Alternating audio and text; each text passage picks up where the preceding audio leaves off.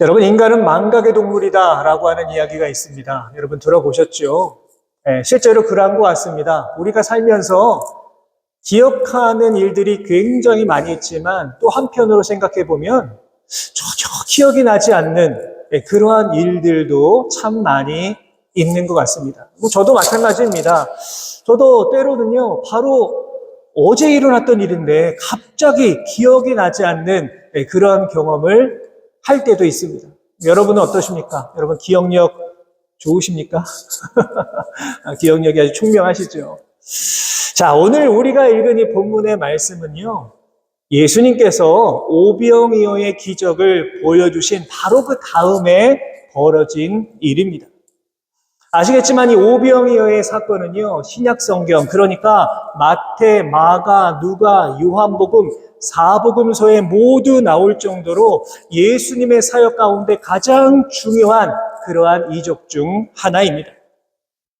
보리떡 5개와 물고기 2마리로요, 수천 명의 사람들이 다 먹고도 12바구니가 남는 이 놀라운 이적을 당시 모여있던 수많은 사람들이 다 보았습니다. 여러분, 이 기적을 경험한 사람들의 마음이 어떠했겠습니까? 자신의 눈앞에서 이 엄청난 광경을 본 사람들의 마음이 여러분 어떠했을 것 같으십니까? 아마도 흥분을 감추지 못했을 것입니다. 문제는 이 사건 이후에 예수님을 대하는 사람들의 태도가 완전히 달라졌다는 것입니다. 예수님이라고 한다면, 저분이라고 한다면 우리의 모든 문제를 다 해결해 주실 수 있을 것이다. 예수님이라고 한다면 우리들의 고단함, 우리들의 어려움, 우리들의 아픔, 모든 것들을 다 해결해 주실 수 있을 것이야 라고 하는 마음 때문에 예수님을요, 왕으로 모시고자 했습니다. 왕으로, 임금으로. 요한복음 6장 15절은 이렇게 기록하고 있습니다. 그러므로 예수께서 그들이 와서 자기를 억지로 붙들어 임금으로 삼으려는 줄 아시고 다시 혼자 산으로 떠나가시니라. 예수님은요, 자신을 왕으로, 임금으로 추대하려는 사람들의 마음을 아시고 그들을 떠나서 산으로 올라가셨습니다. 여러분, 사실 왕이라고 하는 자리가 어떠합니까? 쉽게 포기할 수 있는 자리가 아닙니다. 만약 누군가 여러분들에게 우리의 왕이 되주십시오, 우리의 임금이 되주십시오 이렇게 제안한다면 여러분들은 어떠하시겠습니까? 많은 사람들이요, 권력의 자리를 탐하며 살아갑니다. 그렇기 때문에 어떻게 해서든지 이 권력을 차지하기 위하여서요, 아주 힘쓰고 노력하는 사람들이요, 죽을 힘을 다하는 사람들도 얼마나 많은지 모릅니다. 그런데 여러분, 예수님은 어떠하십니까? 이 모든 유혹을 다 이겨내시고 홀로 산에 올라가셨습니다. 그리고 제자들은 어디로 가고 있습니까?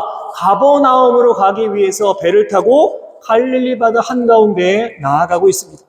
그런데 이때 큰 바람과 폭풍이 몰아닥칩니다. 아마도 배에 있는 제자들은요, 큰 공포와 혼란을 느꼈을 것입니다. 바로 이때 예수님은 바다 위로 걸어서 제자들에게 가까이 오셨습니다. 이 모습을 본 제자들 뭐라고 했을까요?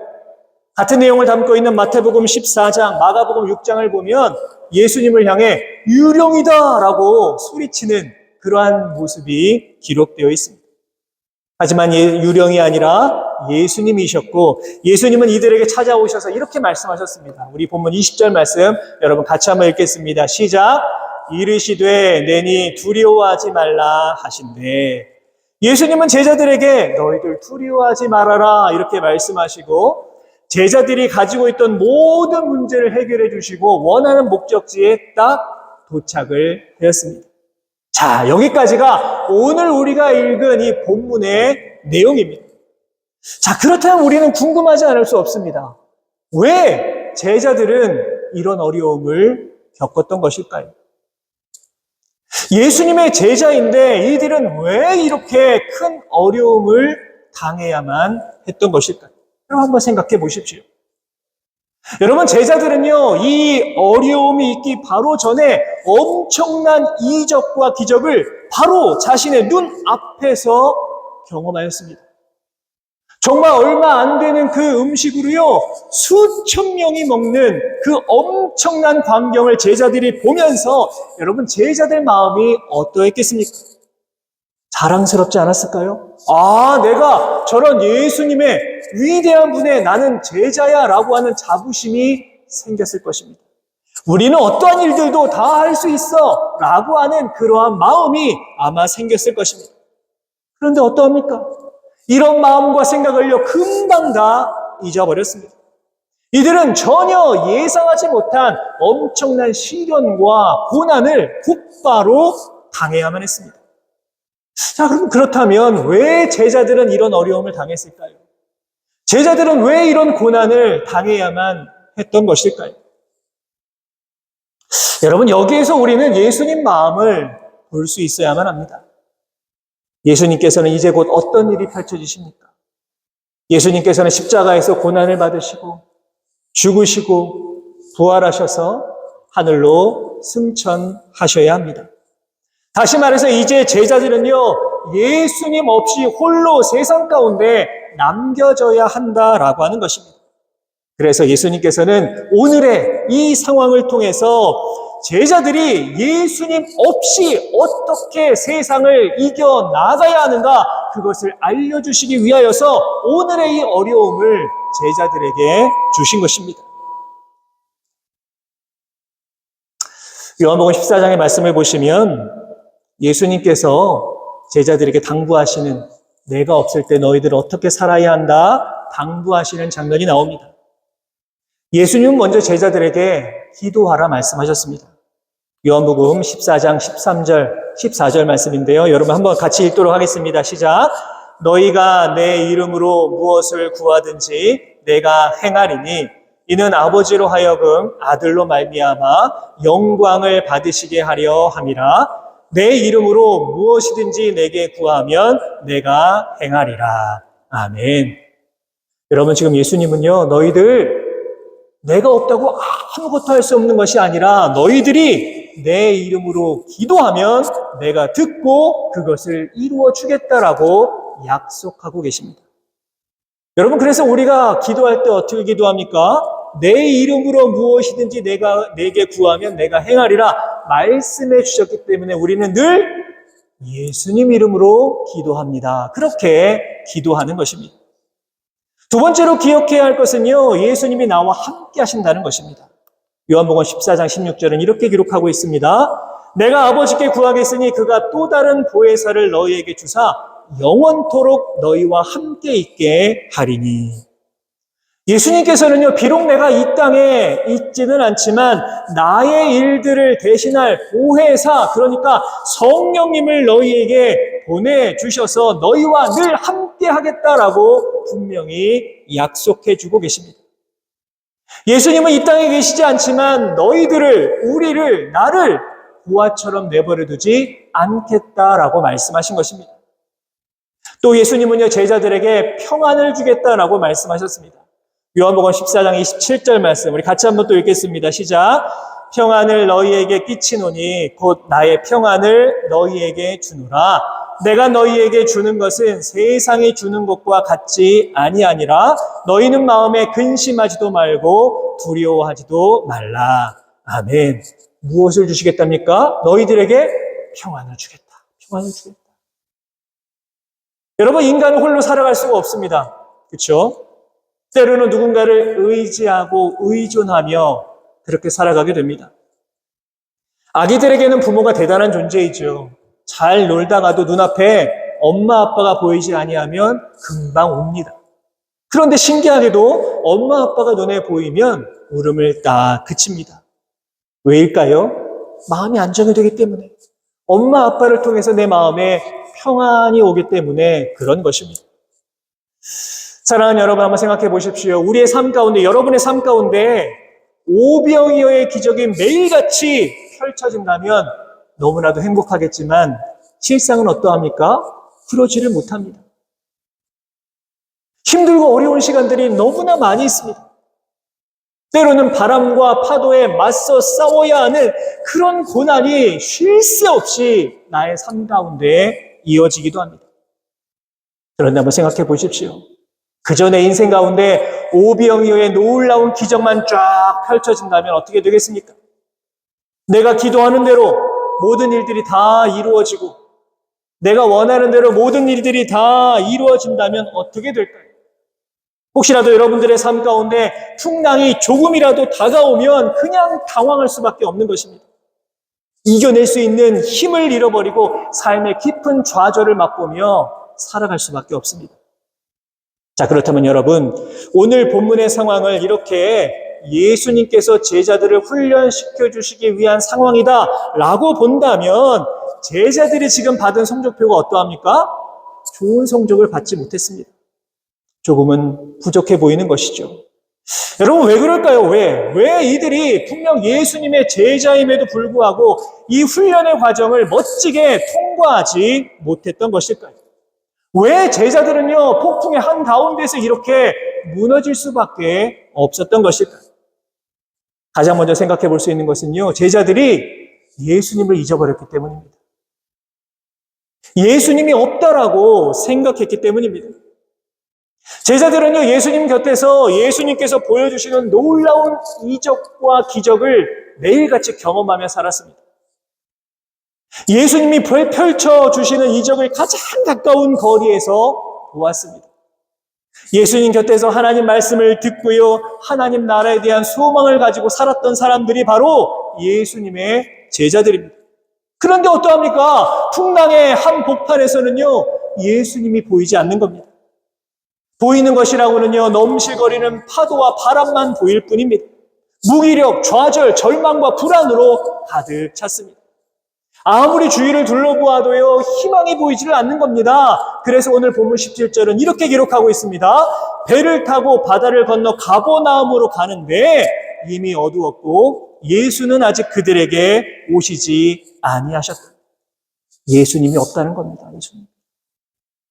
사랑하는 여러분, 우리가 삶 가운데 이런 경험을 할 때가 여러분 얼마나 많이 있습니까?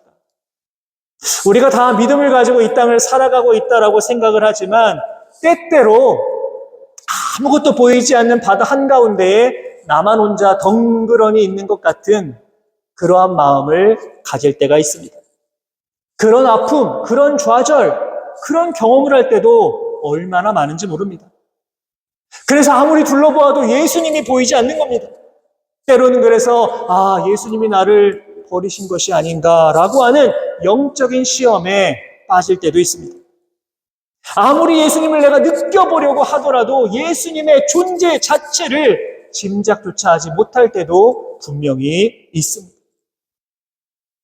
여러분, 제자들이 이러한 어려움을 겪었던 또 하나의 이유는요, 영적인 분별력이 이들에게 없었기 때문입니다. 예수님께서 풍랑의 한복판에서 어려움을 겪고 있는 제자들에게 다가오실 때 제자들이 뭐라고 생각했습니까? 본문 19절을 보시면 가까이 오심을 보고 두려워하거늘 이라고 기록이 되어 있습니다. 여러분, 잘 이해가 되지 않지 않습니까? 제자들은요, 지금 죽음의 위기에 놓여 있습니다. 풍전등화의 위기에 놓여 있습니다. 그리고 이러한 상황을 해결해 주시기 위하여 예수님이 바다 위로 걸어오고 계십니다. 그런데 어떠합니까, 여러분? 제자들은요, 예수님을 보고도 두려워하고 있습니다. 심지어 뭐라고 합니까? 유령이다 소리치고 두려워하고 있습니다. 오히려 이들은 예수님을 보고 더 큰 두려움에 사로잡혔습니다. 이유가 무엇일까요? 왜 그랬을까요? 왜 이들은 예수님을 보고도 알아보지 못하고 더 큰 두려움에 빠졌던 것입니까? 그것은 바로 이들에게 영적인 분별력이 없었기 때문입니다. 누가복음 24장을 보시면 예수님의 죽음 이후에 엠마오로 가는 두 제자가 예수님을 만나는 장면이 나옵니다. 이들은 예수님과 함께 걸어가며 많은 이야기를 나누었지만 예수님을 전혀 알아보지 못했습니다. 이들은 예수님께서 그 눈을 밝혀주실 때까지 예수님께서 자신들과 함께 계셨다라는 것을 알지 못했습니다. 왜 그랬을까요? 왜? 그것이 바로 이들이 예수님을 온전히 바라볼 수 있는 영적인 분별력이 없었기 때문입니다. 그렇다면 여러분들은 어떠십니까? 여러분들의 모습은 어떠합니까? 여러분은 정말 예수님을 온전히 바라보고 계십니까? 혹 예수님께서 분명 나의 곁에 계심에도 불구하고 내가 예수님을 온전히 바라보지 못하고 자꾸만 예수님은 나의 곁에 없다고, 내가 어디를 둘러보아도 예수님이 보이지 않는다고 실망하고 좌절하여서 우리가 자꾸만 영적인 시험에 빠지는 것은 아닙니까? 바라기는 여러분 영적인 눈을 회복하셔서 이 땅을 살아갈 수 있는 귀하고 복된 인생 되시기를 바랍니다. 지금도 내 곁에서, 지금도 나와 함께 하시고 나에게 성령으로 역사해 주시는 주님의 이 놀라운 손길을 날마다 경험하면서 이를 통해 더 큰 은혜와 축복을 받으며 이 땅을 살아가실 수 있는 우리 모든 성도 여러분 되시기를 주님의 이름으로 축복합니다. 사랑하는 여러분, 우리는 모두 다 하나님의 은혜로 이 땅을 살아갑니다. 여러분 모두가 그렇습니다. 여러분들의 삶을 한번 돌아보시기 바랍니다. 이민하여 이 땅을 살아가는 우리들의 삶 가운데 얼마나 많은 일들이 있었습니까? 많은 분들이 다 얘기하십니다. 나의 이민 역사를 책으로 쓴다면 책 한 권, 두 권은 다 쓸 수 있다라고 여러분들이 말씀하십니다. 여러분, 그런데 이 가운데에서 우리가 반드시 기억해야 되는 것이 무엇이겠습니까? 우리에게 지금 벌어지고 있는 나의 삶 가운데 벌어진 모든 상황 속에서 하나님께서 나의 삶 가운데 부어주시는 분명한 은혜와 사랑이 있다는 것입니다. 우리는 도무지 정말 상상할 수 없는 엄청난 은혜와 사랑을 받았음에도 불구하고 마치 오늘 본문에 나오는 제자들처럼 이 은혜를 기억하지 못하고 잊어버리고 조그만 환난과 시험이 나에게 다가와도 마치 하나님 모르는 사람들처럼, 마치 하나님 없는 사람들처럼 그렇게 이 땅을 살아갈 때가 얼마나 많은지 모릅니다. 어디 그뿐입니까, 여러분? 예수님께서는 나의 모든 죄를 다 짊어지시고 십자가에 달려 죽으시고 우리를 사랑하셔서 우리를 구원해 주시고 이제 우리는 지옥이 아니라 천국을 바라보며 살아갈 수 있는 이 놀라운 은혜와 특권을 우리 모두에게 주셨음에도 불구하고 자꾸만 우리는 이 구원의 감격을 잊어버리고 예수님의 사랑을 잊어버리고 마치 예수님 모르는 사람들처럼 이 땅을 살아갈 때가 얼마나 많은지 모릅니다. 여러분, 왜 그럴까요? 왜? 우리는 왜 자꾸만 예수님의 존재를 잊어버리게 되는 것일까요? 그것은 바로 우리들의 마음이 둔하여졌기 때문입니다. 영적으로 우리가 둔감해졌기 때문입니다. 군인들이 군대 입대했다고 해서 매일같이 전쟁터에 나가지 않습니다. 군대 입대하여서 전쟁을 경험하는 경우는 거의 없습니다. 그러면 군인들이 군대에서 하는 일이 뭡니까? 전쟁을 준비하는 겁니다. 매일같이 훈련하고 총도 닦고 무기도 점검합니다. 저는 기갑부대를 나왔는데 기갑부대에서 매일 하는 일은요, 장갑차를 닦고 조이고 기름치는 겁니다. 그게 전부입니다. 여러분, 영적으로도 마찬가지입니다. 지금 당장 주님이 오시지 않는다고 하더라도, 예수님이 당장 나의 눈앞에 보이지 않는다고 하더라도 내가 그냥 대충 신앙생활하면 어떻게 되겠습니까? 나는 영적으로 금방 무뎌져 버립니다. 그래서 아무리 예수님께서 말씀하셔도, 심지어 예수님이 내 곁에 오셔도 깨닫지를 못하게 되는 것입니다. 심지어 예수님 보고도 유령이다 소리치는 그런 어리석은 사람이 되게 된다는 것입니다. 오늘 본문의 제자도 마찬가지입니다. 이들은 분명 바로 조금 전에 오병이어의 엄청난 이적을 경험했지만 영적으로 너무나 무뎌져 있었기 때문에 풍랑이 몰아치는 바다 한가운데에서 제자들은 침몰해 갈 수밖에 없었던 것입니다. 이 시간 여러분들의 모습을 한번 깊이 돌아보시기 바랍니다. 혹시라도 내가 지금 영적으로 너무 무뎌져 있는 것은 아닙니까? 바라기는 언제나 변함없이 우리와 함께 해주시고 우리를 도와주시는 주님의 손길을 날마다 경험하면서 이 땅을 믿음으로 살아가실 수 있는 우리 모든 성도 여러분들 다 되시기를 바랍니다. 무엇보다 우리는 예수님께서 우리를 위하여 친히 간구하고 계시다라는 사실을 잊어버려서는 안 됩니다. 제자들이 배를 타고 가버나움으로 갈 때 예수님은 어디로 가셨습니까? 산으로 가셨다 기록하고 있습니다. 마가복음의 말씀을 보시면 기도하러 가셨다라고 기록하고 있습니다. 분명 예수님은 제자들을 위해서 기도했을 겁니다. 내가 없더라도 제자들이 정말로 믿음으로 살아갈 수 있도록 성령으로 복음 전파의 사명을 잘 감당할 수 있도록 예수님은 제자들을 위해서 기도하셨을 것입니다. 지금도 마찬가지입니다. 우리 주님은 지금 이 시간에도 바로 여러분들을 위해, 나를 위해 기도해 주십니다. 우리가 세상이라고 하는 이 바다에서 허우적거리면서 성난 파도와 싸우며 나아갈 때에 우리 주님께서는 바로 나를 위하여 기도하고 계십니다. 세상 사람 아무도 나를 몰라주고 사람들이 다 나를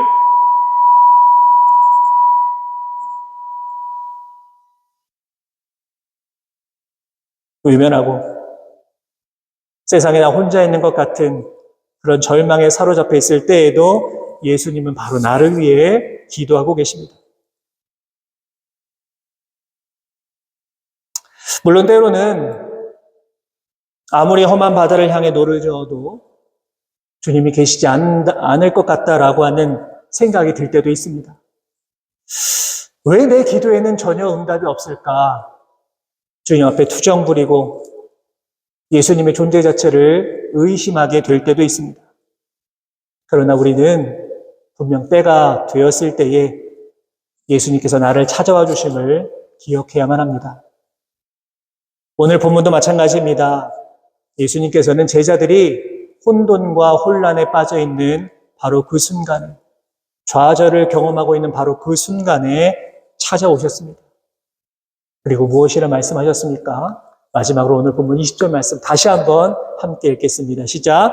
이르시되 내니 두려워하지 말라 하신대. 아멘. 사랑하는 여러분, 우리는 절대로 세상 가운데 혼자가 아닙니다. 우리가 힘겹게 노를 젓고 있는 것, 우리가 풍랑의 한복판에서 힘써 싸우고 있는 것, 거센 파도에 몸부림치고 있는 것, 우리 주님은 다 알고 계십니다.